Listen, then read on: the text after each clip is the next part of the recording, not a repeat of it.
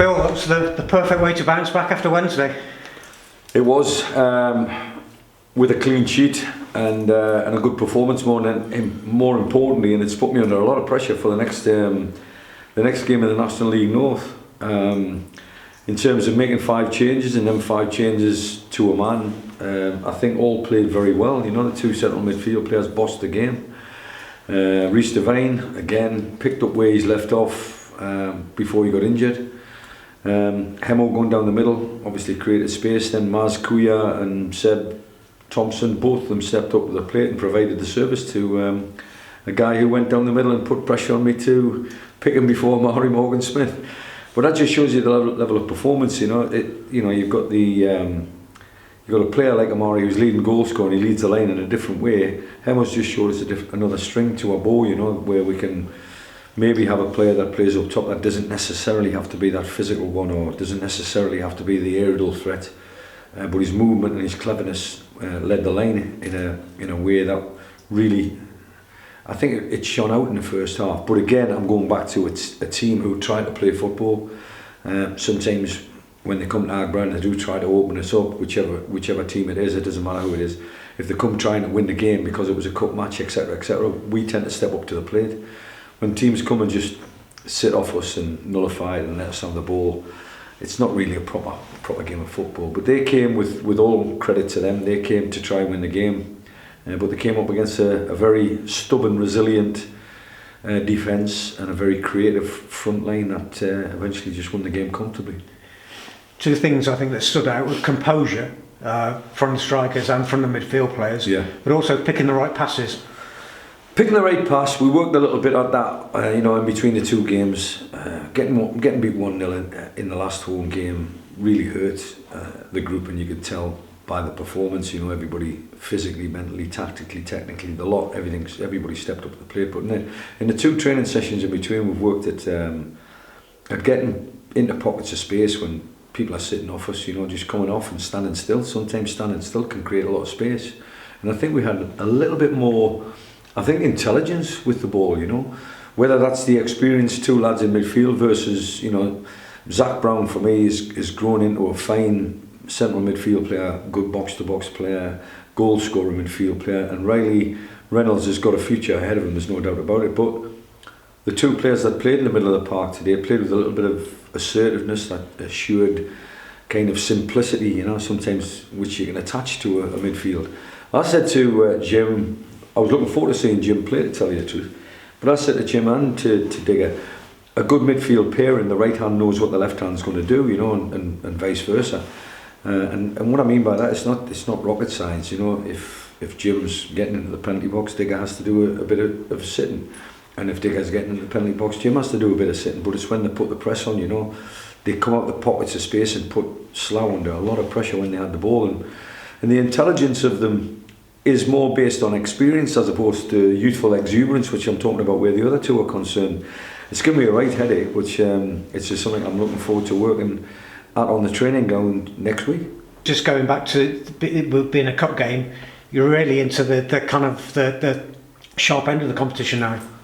Yeah, everyone, we looked at the draw today, and you look at the way it's made up. You know, it's teams from our level, probably about a third. It's teams from the higher level, probably about a third, and teams from below us, probably about a third. So it's been a right mixture of upsets until we get to this stage, because maybe managers are playing around with it. You know, maybe managers or coaches are making lots of changes.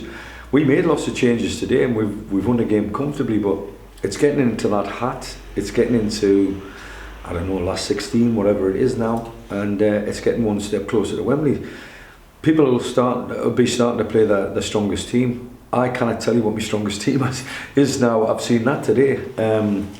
Completely blew them away in the first half, and it was based on the changes, if truth be known. So I've got a lot of thinking and a lot of work to do on the training ground next week. You would think on the back of a 4-0 victory at home, you wouldn't have too much thinking or hard work to do, but you know, I've got to be thinking about that league and where we are, and we've got to make sure that next game against Marine that we've got to be on my mettle and prepared for whatever Marine can throw at us. I think I remember, it's not so long ago, when Marine turned up here They actually shut shop, and it was a real stubborn, grinding performance from them, and they got a 0-0 draw and celebrated like they won the league, you know. So we know that scalp, if you want to call it, we know that target on my back is getting bigger, and slowly but sure the reputation is growing stronger, and teams are preparing properly for it, which I don't mind, you know. I feel like as a coach at this level, we need to understand what the opposition are going to do, but we've got to be better than that, you know. And I think today that's exactly what we did, but it just shows you the strength and depth of the squad. And probably one thing the managers like as well, we've had a comprehensive win, so much has gone right. Probably just a couple of warnings there, that if you just come off it a little bit, they had a couple of chances in the second half, which is something for you to work on. Spot on, absolutely spot on. It's exactly my words, what I've just said to the changing room. I just said, when we're not 100% at it, when we're not, you know, on the same page, and I'm talking as a collective, and we just take a foot off the gas a little bit, and it's the same applies to every team. You just take your foot off the gas and you think you can cruise at 75-80%. You can't. You can't at this level, you can't in the Premier League. And once you do that, you realise when the chances started coming their way, they were actually like a knife through butter. They were coming through us and they were passing through us. And it was something I didn't want to see, but thankfully I've got a damn good goalkeeper, and that's his 15th clean sheet, and long may that continue. Bill, thanks, well done. Thank you. Just on that point as well, you've used clean sheet mentality as a mantra throughout the season, and 4-0 up, Christian Dibbles made a save just before the one that came off the bar. Yeah. On a day where you say 4-0 up, where goal difference, I wouldn't say it doesn't matter, but there's no, in a cup game where that isn't a factor as such, he's thrown himself at that one. He's got that in the back of his mind. I think he's a pro. I think he's, you know, that small word pro means professional, and it sums him up. As I've said many a times, I've known his father, and his dad was a good sort. I played with him at Bolton Wanderers. He's got a career now as a coach, and to have that as a father, you know, Christian will be getting advice from Andy for sure. But the advice is quite simple from my perspective. The mentality of Christian Dibble is perfect. It's for a goalkeeper. He never loses his train of thought. He never loses his focus. He's even at 4-0. He's still on his game, you know, and he still knows how to kill a game if necessary, but he also knows how to make a save. He really punished himself after the game on Saturday. Was it Wednesday? Wednesday. It was Wednesday, sorry. I've got my days mixed up. But the game on Wednesday, he really punished himself, thought he was responsible for the goal. And it came through legs, it came through bodies. It wasn't the finest struck shot in the history of the game, but he still thought he should have saved it. But I think that's the beauty of Christian Dibble. He's critical when he needs to be, but it's few and far between as far as I'm concerned.